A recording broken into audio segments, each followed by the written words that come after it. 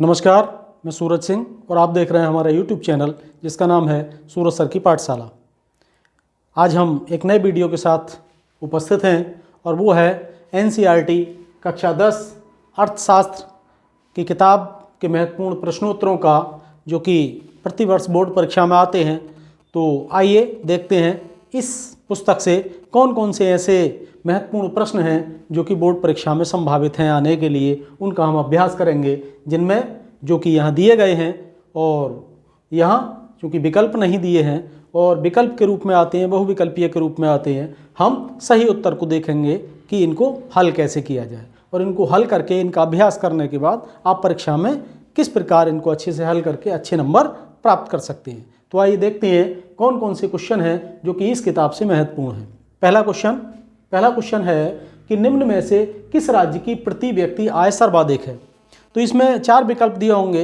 इन 4 विकल्पों में किन्हीं 4 राज्यों के नाम दिए गए होंगे, जिनमें से एक नाम होगा हरियाणा राज्य का। तो यहाँ वह है हरियाणा, बिहार, राजस्थान, मेघालय या उत्तर प्रदेश। इस प्रकार से 4 राज्यों के नाम दे दिए जाएंगे, जिनमें से एक सही उत्तर होगा और जो विकल्प दिए गए हैं उनमें सही उत्तर है हरियाणा। तो यहाँ हरियाणा लिख देंगे। यानी जो दिए गए विकल्प हैं उनमें से एक हरियाणा राज्य ऐसा है जहाँ की प्रति व्यक्ति आय अन्य 3 से अधिक है। तो ये हमारा आंसर हो जाएगा। अगला प्रश्न, सामान्यतया किसी देश का विकास निम्न में से किस आधार पर तय किया जाता है। ये पूछा गया है कि कौन कौन से ऐसे कारण हैं, कौन कौन से ऐसे आधार हैं जिन पर समान रूप से किसी देश का विकास आधारित होता है। तो जो विकल्प होंगे, विकल्पों में जैसे कि पूछ लिया या विकल्प दे दिए कि प्रति व्यक्ति आय, औसत साक्षरता दर, लोगों के स्वास्थ्य की स्थिति है। इस प्रकार जो एक देश के विकास के लिए जो आधार हैं उनको दे दिया जाएगा और अंत में एक जो चौथा विकल्प होगा वो होगा उपर्युक्त सभी। तो इस तरह हम देखते हैं कि समान रूप से किसी देश के विकास के आधार कौन कौन से हैं। जैसे कि प्रति व्यक्ति आय, पहला आधार है इसमें प्रति व्यक्ति आय। प्रति व्यक्ति आय ये किसी देश के विकास का महत्वपूर्ण कारक है, आधार है। औसत साक्षरता दर है ना, तो ये किसी देश में साक्षरता कितनी है, कितने लोग साक्षर हैं, ये महत्वपूर्ण है और किसी भी देश के विकास का आधार होता है। इसी तरह लोगों के स्वास्थ्य की स्थिति है ना, तो यहाँ मैं लिख देता हूँ स्वास्थ्य। ये 3 कारण हैं और 3 विकल्प के रूप में ये दिए होंगे। चौथा विकल्प दिया रहेगा उपर्युक्त सभी। तो चूंकि ये तीनों कारण ऐसे हैं, तीनों आधार ऐसे हैं जो कि किसी भी देश के विकास के लिए जरूरी हैं, इस प्रकार ये सभी होंगे। तो हम चौथे विकल्प को अपना सही उत्तर चुनेंगे, जो कि होगा उपर्युक्त सही। इसके बाद अगला प्रश्न हम देखें, वह है कि निम्न में से किस राज्य में अधिकतम साक्षरता दर पाई जाती है। यानी 4 राज्यों के नाम दे दिए जाएंगे और उनमें से एक राज्य ऐसा होगा कि सबसे ज़्यादा अधिक उसकी साक्षरता दर होगी। जैसे कि विकल्प दे दिया, बिहार का नाम दे दिया, पश्चिम बंगाल राज्य दे दिया, एक केरल का दे दिया और एक मध्य प्रदेश राज्य दे दिया। तो इन सभी में सबसे ज़्यादा जो साक्षरता दर है वो केरल की होगी। तो इस प्रकार से हमारा उत्तर ये केरल हो जाएगा। नेक्स्ट क्वेश्चन हम देखें, वो है प्रति व्यक्ति आय को अन्य किस नाम से जाना जाता है। यानी जो देश की आय होती है, देश में प्रति व्यक्ति आय होती है, उसको अन्य किस नाम से जाना जाता है। 3 विकल्पों के अलावा एक चौथा विकल्प होगा जिसको कि लिखा गया होगा औसत आय के रूप में, और यही हमारा सही विकल्प होगा। यानी जो प्रति व्यक्ति आय होती है देश में रहने वाले लोगों की कुल जनसंख्या, और जो जनसंख्या से कुल देश की कुल आय को भाग दे दिया जाता है, तो वो औसत आय निकल कर आती है इस प्रति व्यक्ति आय को, इसीलिए औसत आय भी कहा जाता है। तो ये हमारा सही आंसर होगा। अब हम देखें अगले प्रश्न को, और वो है कि विकास का निम्न में से महत्वपूर्ण घटक कौन सा है। 4 विकल्प दिए होंगे और 4 विकल्पों में से एक महत्वपूर्ण घटक पूछा है विकास का, और इसमें भी औसत आय यही सही उत्तर होगा। इसमें भी 3 विकल्पों के अलावा जो चौथा विकल्प होगा वह औसत आय के रूप में होगा। इसके अलावा और विकल्प होंगे जैसे राष्ट्रीय आय, राष्ट्रीय विकास, उच्च विकास आदि, इस प्रकार के विकल्प दे दिए होंगे। अगला प्रश्न है कि शिशु मृत्यु अनुपात कैसे निकाला जाता है। देश में जो जन्म लेने वाले बच्चे हैं उनकी मृत्यु दर को इंगित करता है ये शिशु मृत्यु दर अनुपात। तो ये कितने के संदर्भ में निकालते हैं, तो वो हम देखते हैं कि 1000 जीवित बच्चों के सापेक्ष जितने बच्चे मृत्यु को प्राप्त होते हैं वह शिशु मृत्यु अनुपात कहलाता है। तो इस तरह हम कहते हैं प्रति 1000 जन्मे बच्चों के आधार पर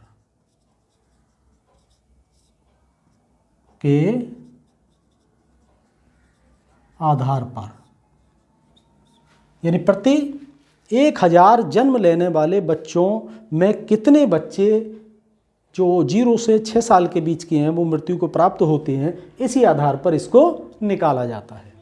नेक्स्ट अगला क्वेश्चन देखें कि निम्न में से कौन सा एक विकसित देश है। देखिए 4 विकल्प होंगे, 4 देशों के नाम दिए होंगे, उनमें से एक विकसित देश होगा, बाकी अन्य विकासशील या अल्प विकसित देश होंगे या विकसित देश होंगे। तो हम देखते हैं कि यहाँ जो 4 विकल्प हैं उन 4 विकल्पों में कौन से देश होंगे विकसित देशों में। जैसे कि विकल्प दे दिए, 4 विकल्प में नाम दे दिया, एक भारत का नाम दे दिया, ब्राज़ील का नाम दे दिया, दक्षिण अफ्रीका का नाम दे दिया, या बांग्लादेश का नाम दे दिया, पाकिस्तान का नाम दे दिया, श्रीलंका का नाम दे दिया, और एक कोई विकसित देश होगा जैसे कि ब्रिटेन का नाम दे दिया, फ्रांस का नाम दे दिया, संयुक्त राज्य अमेरिका का नाम दे दिया, कनाडा दे दिया। तो इस तरह जो हमारे सामने विकल्प है, जो क्वेश्चन हमने देखा है उसमें जो विकल्प दिया गया है विकसित देश का वह है फ्रांस, यानी भारत, बांग्लादेश, दक्षिण अफ्रीका और फ्रांस। तो इनमें से फ्रांस एक विकसित देश होगा, इसलिए हमारा ये आंसर हो जाएगा। अगले प्रश्न को देखें और वो प्रश्न है कि किसी देश के विकास को निर्धारित करने का आधार क्या है।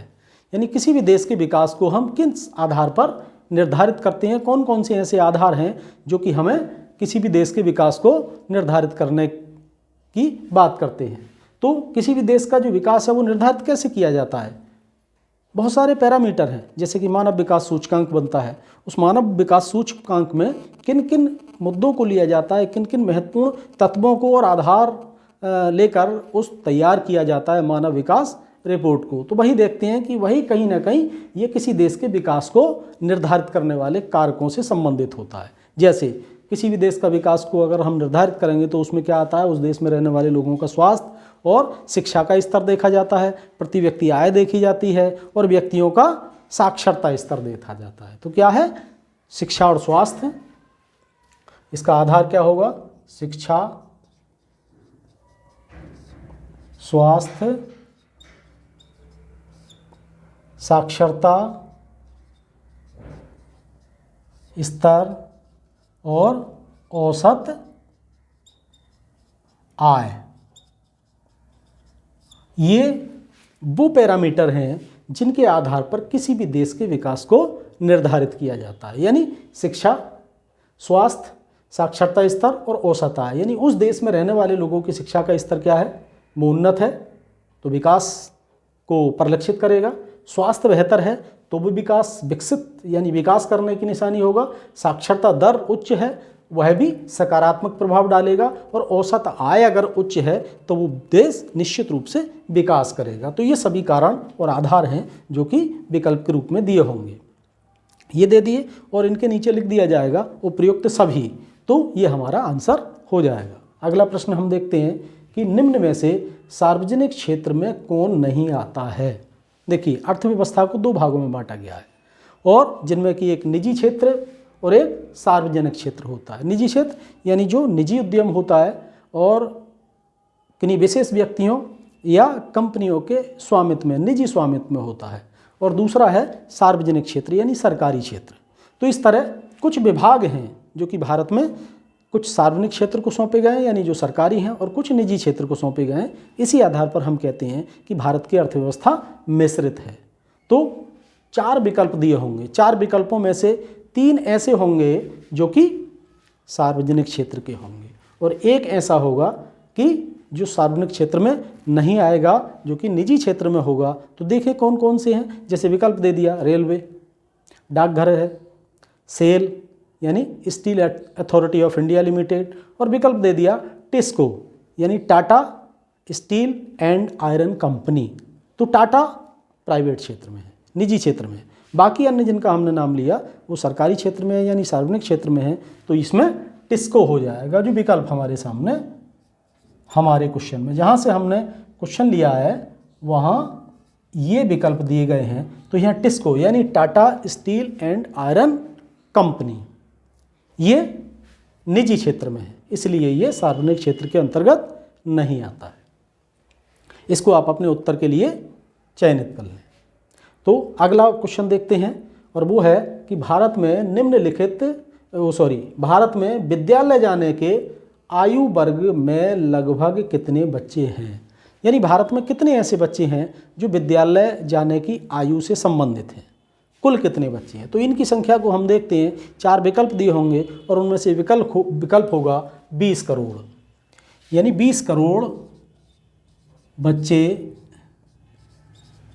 देश की कुल जनसंख्या में ऐसे हैं जो कि विद्यालय जाने की आयु वर्ग में है। ये आंकड़ा है, तो इसको आप उत्तर के रूप में इस्तेमाल कर लें, 20 करोड़।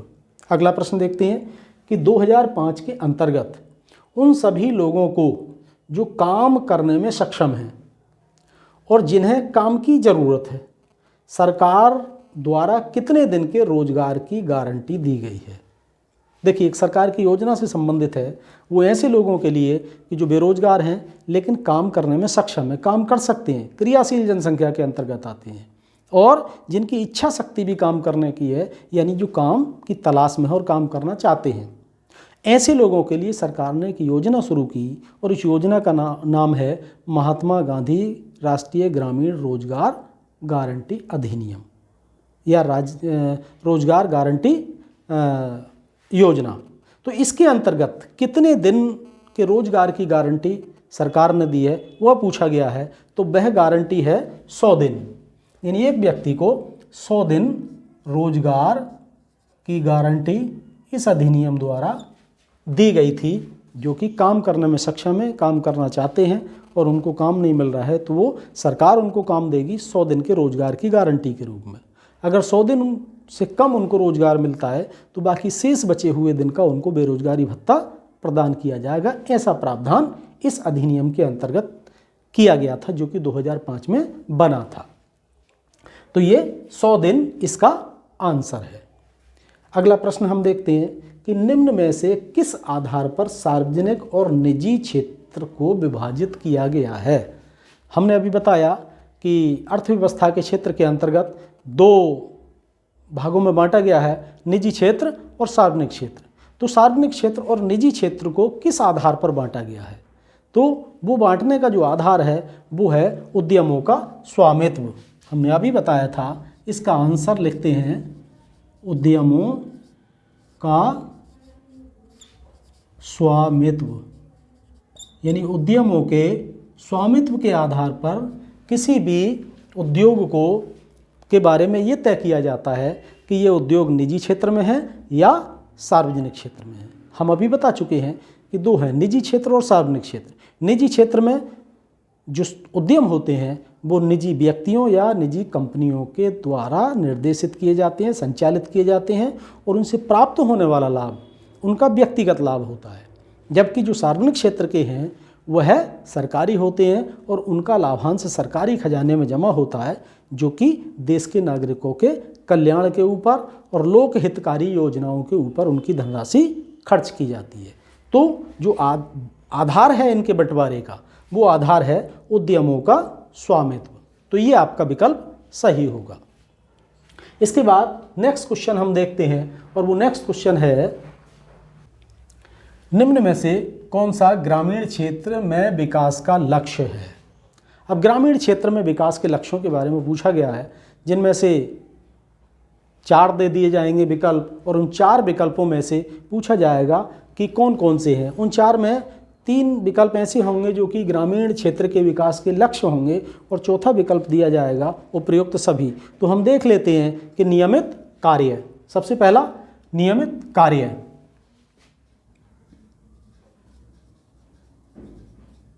यानी ग्रामीण क्षेत्र के लोगों को नियमित रूप से कार्य मिलना चाहिए। और क्या हो, चूँकि ग्रामीण जनसंख्या कृषि कार्यों पर निर्भर होती है, तो उनके लिए क्या मिले, अपनी फसल का उचित और उपज की कीमत मिलनी चाहिए, उचित मूल्य, यानी फसल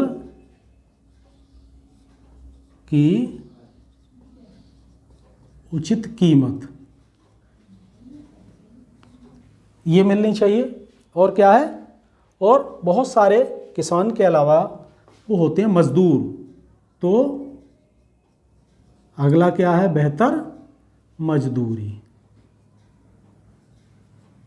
उन्हें बेहतर मजदूरी मिलनी चाहिए। तो ये ग्रामीण विकास के लक्ष्य, यानी नियमित कार्य मिलना चाहिए। जो खेतीहर मजदूर हैं या दिहाड़ी मजदूर हैं, उनको रोज़ाना काम मिले, ये महत्वपूर्ण है। जो किसान हैं उनको उनकी फसल का उचित मूल्य मिलना चाहिए और बेहतर मजदूरी मिलनी चाहिए। ये कुछ ऐसी बुनियादी ज़रूरतें हैं जिनके ऊपर ग्रामीण क्षेत्र का विकास निर्धारित है। तो ये 3 विकल्प दिए होंगे और 3 के अंत में चौथा विकल्प होगा उपयुक्त सभी। तो इस प्रकार आप चौथे विकल्प को सही के रूप में चुन सकती हैं, ये आपका सही आंसर होगा। अगला प्रश्न हम देखें, वो है महात्मा गांधी राष्ट्रीय ग्रामीण रोजगार गारंटी अधिनियम निम्न में से किस वर्ष लागू किया गया था। देखिए, जिसकी चर्चा अभी हमने की थी, जो एक प्रश्न आया था, इस संबंध में हम देखते हैं कि महात्मा गांधी राष्ट्रीय ग्रामीण रोजगार गारंटी अधिनियम, यानी मनरेगा जिसको कहा गया, ये कब लागू किया गया। तो इसको लागू किया गया था साल 2005 में। तो इसका उत्तर ये हो जाएगा 2005। हालांकि पीछे क्वेश्चन में लिखा हुआ है, जो हमने देखा 11वां क्वेश्चन, यहाँ 2005 लिखा है, तो इससे आप समझ जाओ कि इसका आंसर यही होगा। अगला प्रश्न है, अर्थव्यवस्था के सार्वजनिक तथा निजी क्षेत्र निम्न में से किस आधार पर विभाजित हैं। अर्थव्यवस्था के सार्वजनिक और निजी क्षेत्र किस आधार पर विभाजित किए गए हैं, अभी हमने इसके बारे में थोड़ा जाना था, और वो है उद्योगों के स्वामित्व के आधार पर। चर्चा कर ली इस पर, तो इसका जो आंसर होगा वो होगा उद्योगों का स्वामित्व। उद्योगों के स्वामित्व के आधार पर इसको वर्गीकृत किया गया है, यानी इससे ये पता लगता है कि कोई उद्योग सार्वजनिक है या निजी क्षेत्र में है। नेक्स्ट क्वेश्चन, एक वस्तु का अधिकांशतः प्राकृतिक प्रक्रिया से उत्पादन किस क्षेत्र की क्रिया कहलाता है।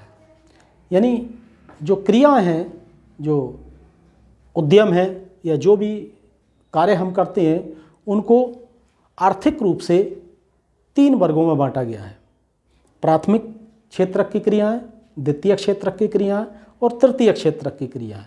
जितने भी क्रियाकलाप मनुष्य के द्वारा जीवन यापन के लिए किए जाते हैं, उनको इन्हीं के अंतर्गत रखा जाता है। तो यहाँ पूछा गया है कि एक वस्तु, जो वस्तु हम उत्पादित करते हैं, उसका प्राकृतिक प्रक्रिया से जो उत्पादन होता है वो किस क्षेत्र के अंतर्गत आता है। तो प्राकृतिक प्रक्रिया से उत्पादन प्राथमिक क्षेत्र के अंतर्गत आएगा। तो इसका आंसर प्राथमिक होगा। प्राथमिक क्षेत्रक, ये प्राथमिक क्षेत्रक के अंतर्गत आएगा। नेक्स्ट क्वेश्चन, निम्न में से किसको कृषि क्षेत्रक कहते हैं। कृषि क्षेत्रक, अब देखिए कृषि क्षेत्रक किसको कहा जाता है। जो हमने 4 की चर्चा, 3 की चर्चा की, वो उसमें से कृषि किसके अंतर्गत आएगा। तो कृषि चूँकि आधारभूत उद्योग है, आधारभूत क्रिया है, प्रारंभ में यही शुरू हुई, तो इसको प्राथमिक क्षेत्र के अंतर्गत रखेंगे। प्राथमिक क्षेत्रक, ये प्राथमिक क्षेत्रक के अंतर्गत आती है, तो ये करेक्ट आंसर होगा, सही आंसर होगा। नेक्स्ट हम देखते हैं, वो क्वेश्चन है कि भारत में जीविका का प्रमुख स्रोत क्या है। जीविका का स्रोत के बारे में पूछा गया है। प्रारंभिक रूप से देखें कि शुरुआत जब हुई तो शुरुआत कृषि से हुई थी। कृषि, मत्स्य, आखेट। तो इसमें जो जीविका का प्रमुख स्रोत है वह कृषि है। कारण ये है कि आज भी हमारे देश की 2/3 आबादी कृषि कार्यों के ऊपर निर्भर है, यानी वहाँ से जीविका प्राप्त करती है। तो जो जीविका का प्रमुख स्रोत कृषि है भारत में आज भी। तो इस प्रकार आपका ये आंसर ठीक हो जाएगा, कृषि। नेक्स्ट देखें, सेवा क्षेत्र निम्न में से किस क्षेत्र में सम्मिलित किया गया है। अब सेवा क्षेत्र, बहुत सारे लोग कृषि करते हैं, बहुत सारे लोग उद्योग में हैं और बहुत सारे लोग सेवा क्षेत्र में लगे हुए हैं। तो इस तरह हम देखें कि जो सेवा क्षेत्र है, जो सर्विस प्रदान करते हैं दूसरे को और उसके बदले में पैसा लेते हैं, वह किसके अंतर्गत आता है। तो उसको हम तृतीयक क्षेत्र में रखते हैं। तो इसका आंसर तृतीयक होगा। तृतीयक क्षेत्र यानी सेवा क्षेत्र को तृतीयक क्षेत्र के अंतर्गत रखा जाता है। अगला प्रश्न है, निम्न में से कौन सा व्यक्ति अर्थव्यवस्था के प्राथमिक क्षेत्र से संबंधित है। यानी प्राथमिक क्षेत्र में अब कौन कौन आते हैं। तो हम देखते हैं इसमें कई विकल्प दिए होंगे, जैसे कि विकल्प में दे दिया व्यापारी दे दिया, एक डाकिया दे दिया, या शिक्षक दे दिया, वकील दे दिया। ऐसे ही एक नाम होगा मछुआरा। मछुआरा यानी जो मछली पकड़ने का काम करते हैं, वह किस क्षेत्र के अंतर्गत आते हैं। तो मैंने बता दिया कि जो प्राथमिक क्षेत्र के अंतर्गत हैं वो कृषि, मत्स्य और आखेट, इन सबको प्राथमिक क्षेत्र के अंतर्गत रखा जाता है। तो ये मछुआरा जो है, मत्स्यन यानी मछली पकड़ना, ये प्राथमिक क्रियाकलापों के अंतर्गत आता है। तो इस प्रकार ये सही आंसर होगा। नेक्स्ट हम देखें कि निम्न में से कौन सा व्यक्ति असंगठित क्षेत्र के अंतर्गत आता है। इन क्रियाकलापों को संगठित और असंगठित के अंतर्गत भी रखा जाता है। संगठित यानी जो एक किसी अधिनियम नियम से एक निश्चित तनख्वाह यानी सरकारी नौकर या प्राइवेट सेक्टर में भी हैं, तो जो कि मासिक वेतन भोगी हैं, जिनकी नौकरी पक्की है कम से कम, चाहे वो निजी क्षेत्र में हो या सार्वजनिक क्षेत्र में हो, प्रतिदिन उनको अपने काम पे जाना है, उनको रोजाना के हिसाब से अपने कार्य का चयन नहीं करना है। इस प्रकार वह संगठित क्षेत्र में आते हैं। और असंगठित क्षेत्र के बारे में पूछा गया है। असंगठित क्षेत्र के अंतर्गत आता है कृषि मजदूर। तो ये आपका सही आंसर होगा, कृषि मजदूर है, यानी खेतीहर मजदूर। ऐसे ही जो प्रतिदिन दिहाड़ी पे काम करते हैं वह भी असंगठित क्षेत्र के अंतर्गत आते हैं। तो ये आपका सही आंसर हो जाएगा। इसके बाद हम देखें कि अगला क्वेश्चन है कि द्वितीयक क्षेत्र को किस अन्य नाम से भी जाना जाता है। यानी प्राथमिक, द्वितीयक और तृतीयक क्षेत्र में से यह द्वितीयक के बारे में पूछा है कि द्वितीयक क्षेत्र है उसको हम किस अन्य नाम से भी जानते हैं। द्वितीयक क्षेत्र जो है उसमें कौन कौन से क्रियाकलाप आते हैं। तो इसको हम देखते हैं, इसको औद्योगिक क्षेत्रक भी कहा जाता है। औद्योगिक क्षेत्रक, जो द्वितीय क्षेत्रक है, द्वितीय क्षेत्र के क्रियाकलाप हैं, उनको औद्योगिक क्षेत्रक भी कहा जाता है, क्योंकि इसमें उद्योग शामिल हैं। जितने भी उद्योग हैं उन सभी को द्वितीय क्षेत्र के अंतर्गत रखा जाता है, इसीलिए हम इसको औद्योगिक क्षेत्रक भी कहते हैं। नेक्स्ट अगला क्वेश्चन कि निम्न में से कौन सा ग्रामीण क्षेत्र के विकास का लक्ष्य है। ग्रामीण क्षेत्र के विकास के लक्ष्यों को हमने देखा ऊपर कि नियमित कार्य, फसल की उचित कीमत, बेहतर मजदूरी, ये हमने देखा। और इस तरह हम देखते हैं कि ये हैं सभी, तो इन्हीं को हम यहाँ एक उत्तर के रूप में, यानी नियमित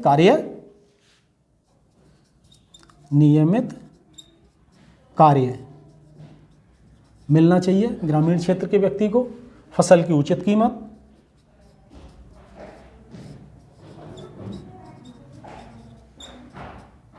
कीमत और क्या हो, बेहतर मजदूरी।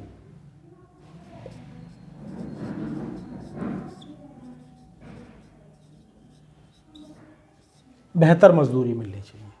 ये ग्रामीण क्षेत्र के विकास के लक्ष्य हैं।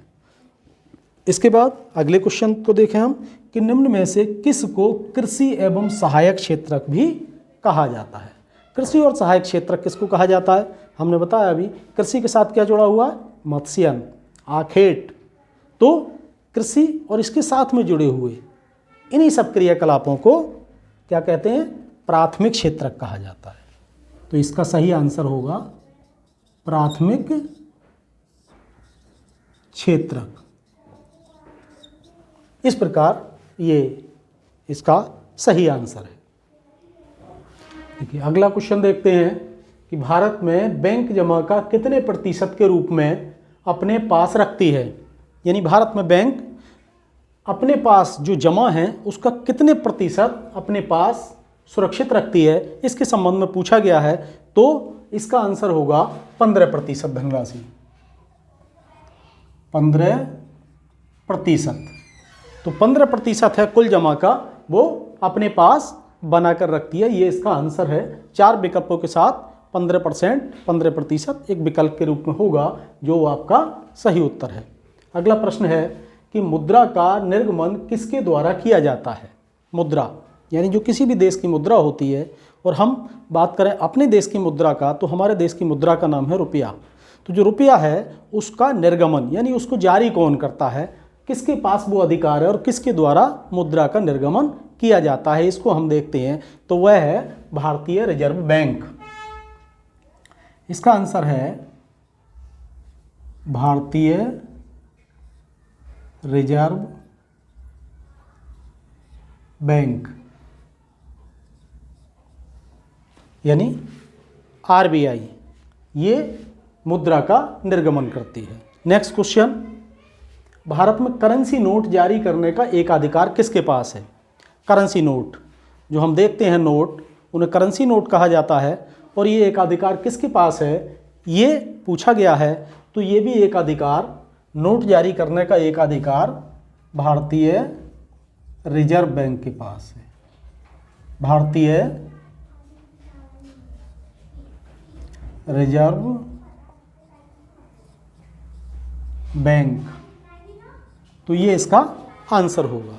4 विकल्प होंगे, 4 विकल्पों में से एक होगा भारतीय रिजर्व बैंक, और वही सही उत्तर है। अगला क्वेश्चन है, भारत में कितने प्रतिशत लोग अनौपचारिक स्रोतों से ऋण प्राप्त करते हैं। 2 प्रकार के स्रोत हैं, औपचारिक स्रोत और अनौपचारिक स्रोत। औपचारिक स्रोत के अंतर्गत आता है बैंकों के माध्यम से यानी सरकार के माध्यम से ऋण उपलब्ध कराया जाना, जबकि अनौपचारिक स्रोतों के माध्यम से यह आता है कि बिना बैंकों के, बैंक के बजाय प्राइवेट व्यक्तियों से लोगों द्वारा लिया जाने वाला ऋण, तो उसके बारे में पूछा गया है। तो इसकी जो तादाद है वो लगभग 90% लोग अनौपचारिक स्रोतों से ऋण प्राप्त करते हैं। तो इसका उत्तर होगा 90%। यह 4 विकल्प होंगे, जिनमें से एक विकल्प होगा 90%, और यही आपका सही उत्तर है। अगले प्रश्न को हम देखें तो अगला प्रश्न है कि भारतीय रिजर्व बैंक की स्थापना कब की गई। यानी जो मुद्रा से संबंधित सारे लेन देन के काम या मुद्रा का नियंत्रण बनाए रखने का काम जिस बैंक के पास है, उसकी स्थापना के बारे में पूछा गया है कि स्थापना कब हुई। तो जो भारतीय रिजर्व बैंक है उसकी स्थापना 1935 में हुई थी। 1935 यानी देश की आज़ादी से भी पहले हुई थी। ब्रिटिश हुकूमत के दौरान भारतीय रिजर्व बैंक की स्थापना 1935 में हो चुकी थी। तो इस प्रकार इस प्रश्न के विकल्प के रूप में 4 विकल्प होंगे, जिनमें से एक विकल्प होगा 1935 यानी सन 1935, और वही आपका सही आंसर होगा। अगले प्रश्न को देखें और वो है कि निम्न में से किस वर्ष बांग्लादेश ग्रामीण बैंक की स्थापना की गई। यानी बांग्लादेश ग्रामीण बैंक की स्थापना के बारे में पूछा गया है कि बांग्लादेश ग्रामीण बैंक की स्थापना किस वर्ष हुई थी, ये पूछा गया है। तो इसका आंसर है 1971। 1971 जब बांग्लादेश बना उसी के बाद ये बैंक बना था। तो इस तरह से ये इसका आंसर है। नेक्स्ट क्वेश्चन, स्वयं सहायता समूहों में बचत और ऋण संबंधी अधिकतर निर्णय किसके द्वारा लिए जाते हैं। स्वयं सहायता समूह यानी सेल्फ हेल्प ग्रुप, इनमें किसके द्वारा अधिकतर निर्णय लिए जाते हैं ये पूछा गया है। तो इसका है गैर सरकारी संस्थाओं के द्वारा। इसका आंसर होगा गैर सरकारी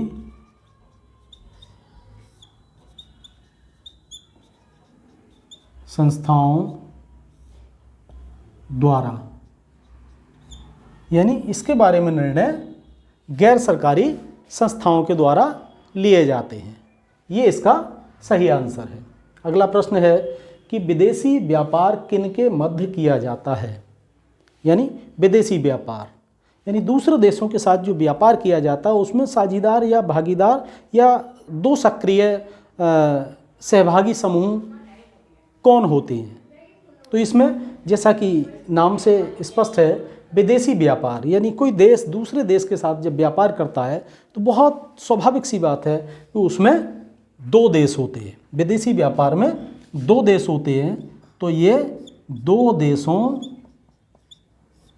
के मध्य, ये इसका सही आंसर होगा। यानी विदेशी व्यापार दो देशों के मध्य किया जाता है। तो चार विकल्पों में से एक विकल्प ये होगा और ये आपका सही विकल्प होगा।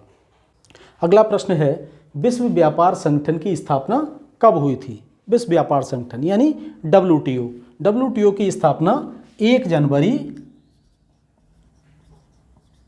1995 को हुई और ये जिस संस्था के स्थान पर हुई उस संस्था का नाम है गेट। गेट के स्थान पर WTO यानी विश्व व्यापार संगठन की स्थापना 1 जनवरी 1995 को हुई। तो इस तरह से 1 जनवरी 1995 के सहित यानी इसके अतिरिक्त 3 विकल्प और दिए होंगे, उनमें से जो आपका सही विकल्प होगा वो होगा 1 जनवरी 1995। ये आप सही उत्तर के रूप में इसका चयन कर सकते हैं। नेक्स्ट अगला क्वेश्चन, सर्वप्रथम विश्व व्यापार संगठन किसके द्वारा शुरू किया गया। ये उन देशों के बारे में पूछा है कि इसकी शुरुआत, विश्व व्यापार संगठन की शुरुआत किसके द्वारा की गई थी। तो इसमें एक विकल्प होगा आपका अन्य विकल्पों के साथ विकसित देश। तो ये आपका सही उत्तर होगा विकसित देश। यानी विश्व व्यापार संगठन की स्थापना प्रारंभ में विकसित देशों द्वारा की गई थी और यही आपका सही आंसर है। अगले प्रश्न को देखते हैं। तो अगला प्रश्न है कि विश्व व्यापार संगठन का मुख्यालय कहाँ है। बहुत ज़्यादा ये क्वेश्चन आता है, मुख्यालय के बारे में पूछा जाता है कि इसका हेडक्वार्टर कहाँ है। WTO यानी विश्व व्यापार संगठन का मुख्यालय पूछा गया है कि वो कहाँ है। तो इसका उत्तर है जेनेवा में। जिनेवा नामक नगर में विश्व व्यापार संगठन का मुख्यालय है। तो ये आपका सही उत्तर होगा। इसी के साथ अगला प्रश्न देखें कि भारत प्रमुख रूप से निम्न में से किसका आयात करता है। 4 वस्तुओं के नाम दिए होंगे और 4 वस्तुओं में से एक ऐसी वस्तु होगी जिसका कि भारत मुख्य रूप से आयात करता है। तो 3 अन्य विकल्पों के साथ साथ एक विकल्प होगा, वो होगा कच्चा पेट्रोलियम यानी खनिज तेल। विकल्प दे दिया जाएगा कच्चा पेट्रोलियम या खनिज तेल।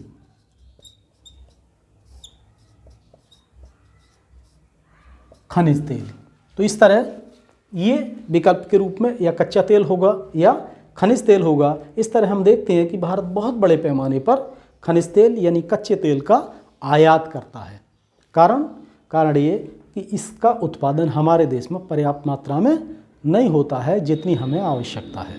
तो अपनी आवश्यकता पूरी करने के लिए हमें खनिज तेल या कच्चे पेट्रोलियम का खाड़ी के देशों से आयात करना पड़ता है बहुत बड़े पैमाने पर और परिणाम स्वरूप इसके भुगतान के रूप में हमारे देश का जो विदेशी मुद्रा भंडार है उससे विदेशी मुद्रा का बहुत ज़्यादा भुगतान करना होता है। तो हमारा विदेशी मुद्रा भंडार जो बना हुआ है वो बहुत ज़्यादा कच्चे तेल या खनिज तेल के आयात करने पर खर्च होता है। नेक्स्ट क्वेश्चन देखते हैं और वो है कि 2 राज्यों के बीच वस्तुओं का आदान प्रदान क्या कहलाता है। यानी 2 राज्यों के बीच वस्तुओं का जो आदान प्रदान है उसको हम क्या कहते हैं। तो देखिए हम जहाँ देखते हैं कि विदेशी दूसरे देश के साथ जब हम व्यापार करते हैं तो वो कहलाता है अंतर्राष्ट्रीय व्यापार। और जब देश के अंदर 2 राज्यों के बीच में अगर हम व्यापार करते हैं तो वो कहलाता है अंतर्राज्यीय व्यापार यानी राज्यों के बीच में व्यापार। तो इसका आंसर होगा अंतर्राज्यीय व्यापार। अंतर्राज्यीय व्यापार तो ये आपका सही विकल्प होगा और आप इसको सही विकल्प के रूप में इसका चयन कर सकते हैं। अंतर्राज्यीय व्यापार कहलाता है। ठीक है, अगला प्रश्न हम देखते हैं। अगला प्रश्न है कि भारत में उदारीकरण की शुरुआत कब हुई थी। उदारीकरण का दौर आया था और उदारीकरण के बाद यानी लिबरलाइजेशन, जिसे हम LPG पॉलिसी भी बोलते हैं, लिबरलाइजेशन, प्राइवेटाइजेशन और ग्लोबलाइजेशन यानी वैश्वीकरण का दौर, इसके बारे में हमने बहुत सुना है। तो हम देखते हैं कि ये कब शुरुआत हुई थी उदारीकरण की। तो उदारीकरण की जब बात करें तो उदारीकरण की जो शुरुआत हुई वो 90 के दशक के शुरुआत में हुई और इसका जो साल है वो है 1991। 1991 में उदारीकरण की शुरुआत हुई और उस समय हमारे देश के प्रधानमंत्री थे PV नरसिम्हा राव।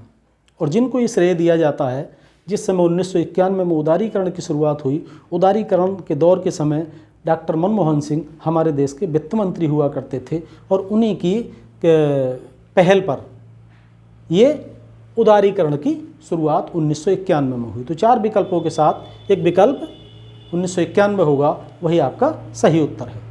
अगला क्वेश्चन है, भारत में उपभोक्ता संरक्षण अधिनियम कब लागू किया गया। यानी उस साल के बारे में पूछा है जब भारत में उपभोक्ता संरक्षण अधिनियम लागू किया गया था। तो इसका आंसर है 1986। ये सन 1986 में लागू किया गया था। तो इस तरह 4 विकल्पों में जो दिया होगा 1986 वह आपका सही आंसर है। इसको आप सही टिक कर दें। नेक्स्ट क्वेश्चन देखते हैं कि कौन सा दिन राष्ट्रीय उपभोक्ता दिवस के रूप में मनाया जाता है। राष्ट्रीय उपभोक्ता दिवस के रूप में मनाया जाने वाला दिन कौन सा है, उसकी तारीख पूछी गई है। तो तारीख है 24 दिसंबर। 24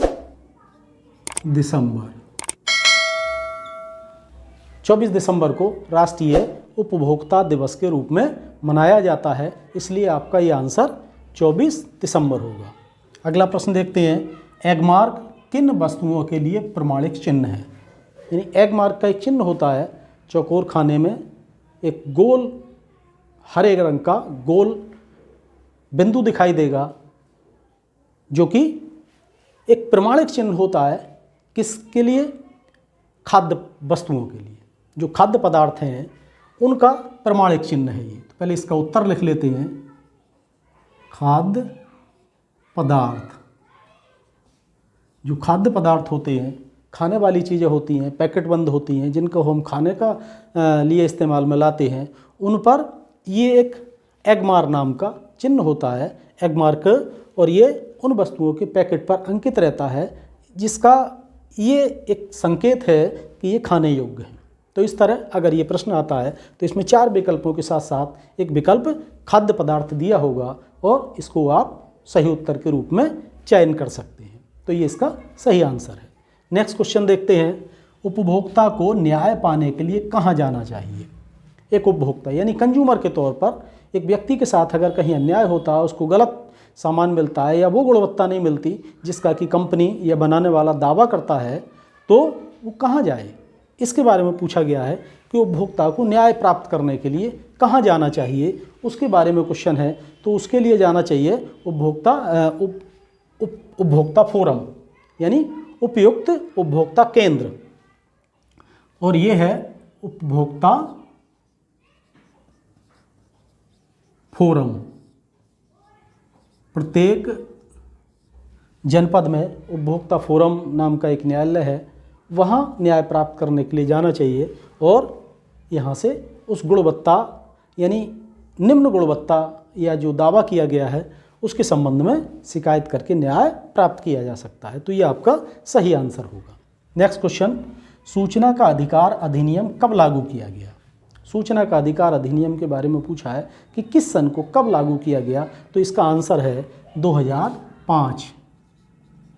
इसका उत्तर होगा सन 2005। तो ये 2005 में सूचना का अधिकार अधिनियम यानी RTI एक्ट लागू किया गया था। ये सही उत्तर है। अन्य 3 विकल्पों के साथ ये दिया होगा 2005 और वही आपका सही उत्तर होगा। नेक्स्ट क्वेश्चन देखते हैं, और जो है उपभोक्ता सुरक्षा अधिनियम कब बना, यानी उपभोक्ता सुरक्षा अधिनियम कब बना इसके बारे में बताना है। तो इसका साल है 1986। 1986 उपभोक्ता सुरक्षा अधिनियम। उपभोक्ता सुरक्षा अधिनियम उपभोक्ता संरक्षण अधिनियम को ही कहते हैं। तो ये 1986 में बना, जिससे कि एक उपभोक्ता के तौर पर व्यक्तियों के साथ धोखा ना हो, उनको निम्न गुणवत्ता की वस्तु न प्रदान की जाए, जैसा कि दावा कंपनी द्वारा किया गया उससे निम्न गुणवत्ता का सामान ना मिले, और अगर मिलता है तो इस अधिनियम में प्रावधान किया गया है कि उपभोक्ता के तौर पर वो न्याय प्राप्त करने का अधिकारी है, और जिसके लिए प्रत्येक जनपद में उपभोक्ता फोरम का गठन किया गया है।